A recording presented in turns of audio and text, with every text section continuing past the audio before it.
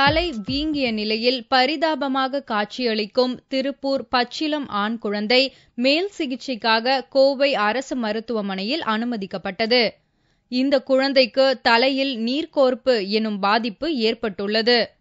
குழந்தைகள் பிரிவில் உள்ள இந்த குழந்தை தொடர்ந்து கண்காணிக்கப்பட்டு வருகிறது.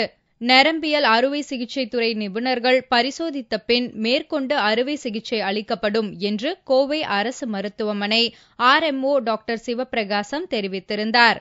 இந்நிலையில் தற்போது அந்த குழந்தைக்கு தலையில் அறுவை சிகிச்சை செய்யப்பட்டுள்ளது. நினைவு திரும்பி நல்ல நிலையிலும் உள்ளது.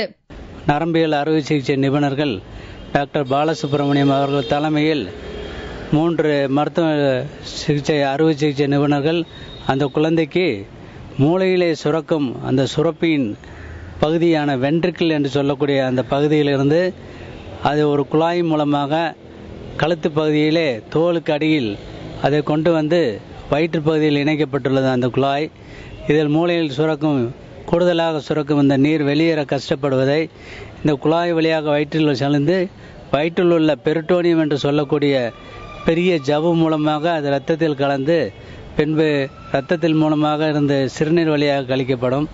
இவ்வாறு செய்யக்கூடிய அறுவை சிகிச்சை ஒரு தற்காலிகமானதுதான்.